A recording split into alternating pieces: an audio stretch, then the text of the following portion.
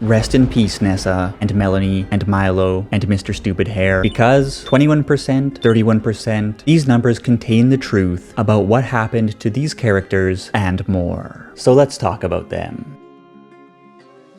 Hey Charles, it's everyone, how are you today? The Pokemon games, the Pokemon anime. As you probably know, the typical Pokemon anime series begins with the corresponding generation of Pokemon video games, moving Ash Ketchum along a trajectory similar to that which the player would move along in the games, while sprinkling in plenty of anime flair along the way.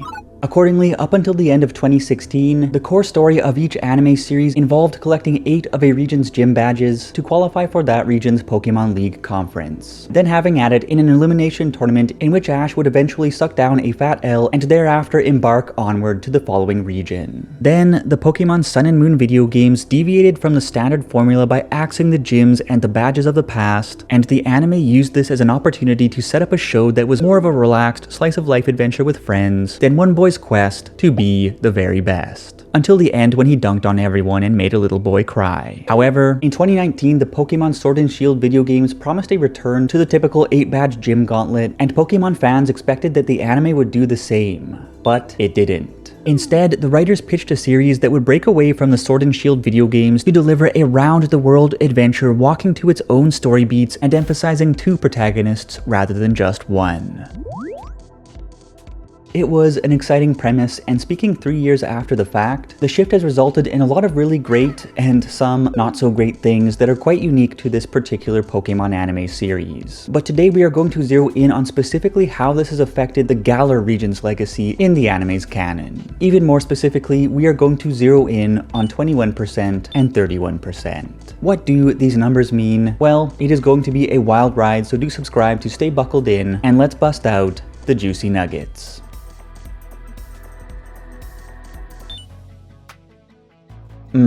Pixel art. Before we dig into today's juicy nuggets, I just wanted to take a hot minute to talk about pixel art and to thank Skillshare for sponsoring today's video. Skillshare is an online learning community with thousands of inspiring classes for creators that is dedicated to helping you improve your skills while deepening existing passions and getting lost in creativity. And better yet, the first 1,000 people to use the link in my description box will get a 1-month free trial of Skillshare Premium. And since I personally love both admiring and making pixel art, for beginners who want to get straight to creating avatars, content for video games, or video assets like me, I recommend Simon Sanchez's Introduction to Pixel Art to get the basics down and start making cool stuff ASAP. As he concisely covers all the basics you will need to start on the right foot, from color theory to animation to character and environment creation. So check it out, have fun going from zero to hero in just a couple hours, and when you make something, drop me a tweet as I would love to take a look. Of course, there are thousands of other awesome classes on Skillshare, so be sure to click the link in the description box to claim your free trial of Skillshare Premium. And with that said, back to today's chat.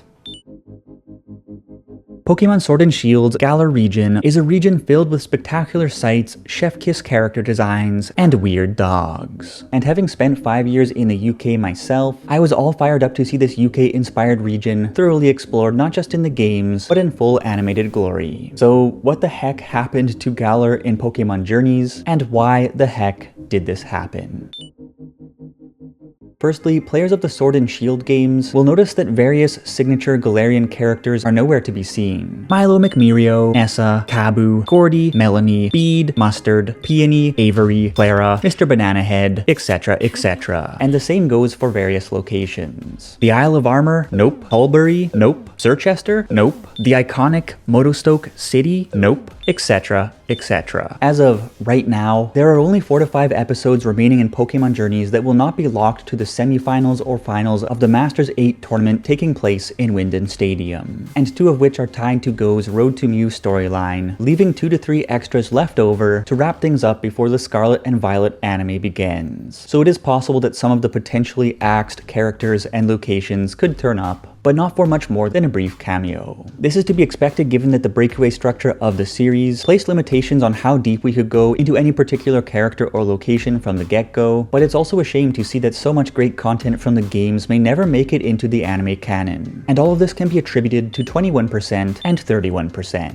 To be fair, a handful of characters and locations actually have been treated quite kindly in Pokemon Journeys, and in terms of characters, a few of them really do stand above their game counterparts. Most notably, we have Leon, who has been Ash's target since early on in the series, and rather than a mere champion as he is in the games, in Pokemon Journeys he is portrayed as the de facto strongest trainer in the world on account of winning the anime's World Coronation series. Furthermore, we get a handful of intriguing glimpses into the man beneath the cape through Sonya's conversations with Go, as well as through his own conversations with Ash during their time together in episode 100. On the whole, I think he's a step up from the Leon of the digital universe. And likewise, Raihan is also more interesting than his game counterpart. For instance, instead of simply peacing out during the Darkest Day catastrophe, he sticks around to protect Sonya and to flirt with her, which is understandable. And we also see just how broken up he gets about never being able to beat Leon, going so far as to punch a crater into a wall and take a selfie of himself in the midst of his melancholic outrage to capture that angst, turning it into rocket fuel for his upcoming battles. And of course, Bea would become Ash's first serious female rival, stomping him into the dirt in their first battle and keeping him on his toes throughout much of the series. The anime also revealed her soft side and her love of sweets, as well as an unlikely but very wholesome and very cute friendship with Karina. Although less prominent, Opal's weird old lady vibes made for wacky fun in the 2 episodes she appeared in. Sonya played a key role in the Darkest Day arc while dropping key bits of exposition, and Alistair actually moved the plot forward by not only breaking Ash out of a possessed state in which he, by proxy, nearly killed Go, but also by helping his Gengar to master the Gigantamax transformation. These are all instances of Pokemon game to Pokemon anime character adaptations done absolutely right. But unfortunately, the rest of the cast who did appear basically got slapped down by 21 and 31. And no, this is not a conversation about delicious ice cream. 21% and 31% are 2 numbers that you must be getting tired of hearing, so I promise to explain them after I give you just one example of the fairly underwhelming adaptation of Pokemon Sword and Shield characters that usually occurs in Pokemon Journeys when an adaptation actually does occur. The example is, well,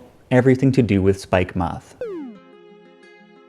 In the games, Spikemuth is a very atmospheric town that sadly doesn't allow players to actually explore it because let's not go there. But the Pokemon anime presents the perfect context within which to turn thematically strong locations mired by poor level design in the games into unforgettable settings. Not to mention that the Spikemuth siblings are 2 of the Sword and Shield game's most beloved characters, with Marnie even serving as one of the player's main rivals. So it seems like an obvious area on which to focus a few of Journey's limited number of Galar episodes, right? Probably yes, but that's not what happened. In Pokemon Journeys episode 99, we spend all of 3 minutes in Spikemuth doing really absolutely nothing. Ash and Go are only there in the first place because Team Yell gave them the wrong location for Ash's hyperclass battle against Marnie, and they soon bump into Piers, who simply drives them back to WYNDON Stadium while quickly explaining Marnie's goal along the way. Ash then has a 9-minute battle with Marnie, and that is that.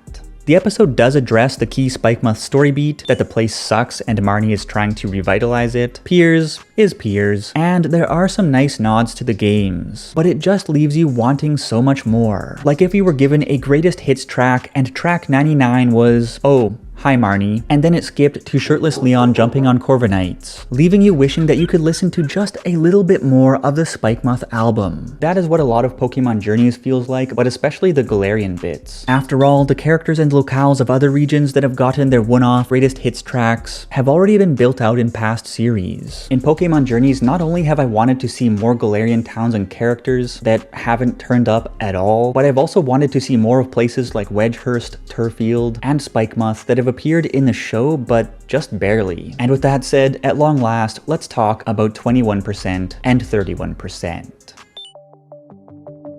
21% is simply the percentage of episodes set in Galar prior to the start of the Masters 8 tournament in episode 115. Or in other words, just 24 of 114 episodes. And of these 24, 4 are set in the wild area, 5 or more depending on how you swing it are set in WYNDON, consisting mostly of matches at WYNDON Stadium. 2 take place in the Crown Tundra, although one of these was focused entirely on Alolan characters and could have taken place just about anywhere, and by the way, that was an amazing episode. And most of the others are set in Hammerlocke or STOW-ON-SIDE. The 21% factor is actually just a symptom of another underlying issue, but it is a big part of the reason why there was no room to include many of the Sword and Shield games locations or characters, and why many that did appear were just barely there. Of course, the 21% factor isn't necessarily a bad thing, unless you are a Galar fan, as the writers have done a pretty good job of being selective and fleshing out a few characters like Leon, Raihan, Bee, and Sonya. And after all, duh, Charles, Pokemon Journeys has always been marketed as an around-the-world adventure across all of the Pokemon regions, and, wait a second, 31%.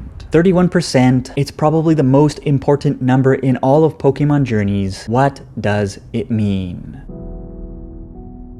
Indeed, in the months before the series began, Pokemon Journeys was pitched to viewers as a round-the-world adventure in which Ash and Go would quite literally travel across the lands and the seas and the skies of all 8 known regions. The English dub even doubled down on this marketing angle by labeling the series Pokemon Journeys. And to be fair, the series very much is a tasting platter of locales from around the Pokemon universe. And I have confirmed this by classifying every Pokemon Journeys episode from 1 to 114 based on the region in which it is set, and as you can see, aside from Galar, the other regions have enjoyed anywhere from a few to nearly a dozen episodes, and wait a second, 46 episodes in Kanto? The original Indigo League series in its entirety, filler included, was only 82 episodes. Ash and Go must have gone all over the place, right?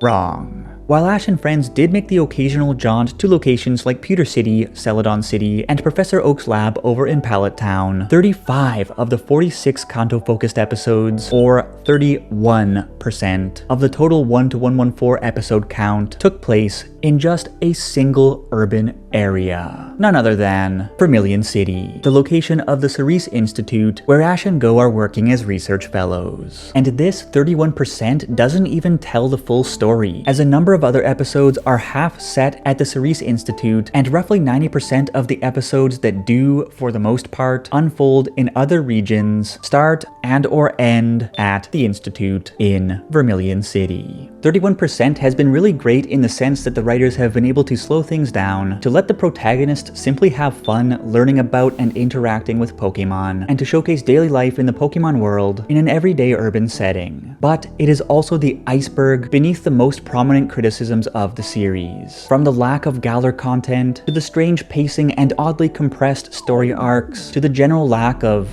well, journeys. To be clear, this is not a roast of Pokemon Journeys, the series, or should we say, Pokemon Vermilion City, the series, as the show is in essence a slice-of-life cartoon rather than a structured adventure along the lines of something like X, Y, and Z, or even the original Indigo League series. And it has done a pretty good job as an evolution of the hub-and-spoke setup introduced in the Sun and Moon anime, wherein Ash and friends have a home base at which they hang out, but also go out on many fun and meaningful excursions. That said, when 31% of the episodes take place in a single city, the Journeys label becomes a bit of a misnomer. And as we have been getting at today, it does beg a few questions. What if the 35 episodes set in Vermilion City, or at least a significant portion of those episodes, had unfolded on the road in other regions? What if this had freed up screen time for more returning characters and locales to get the Corina treatment, rather than one-off appearances that left fans wanting more? And what if that 31% had been used to better flesh out the Galar region and its myriad personalities, while still allocating the remaining 50% of episodes to traveling around the other regions in fitting with the Journeys theme? Galar could have easily had nearly 60 episodes to its name rather than a meager 24, and many promising, funny, and hot characters would not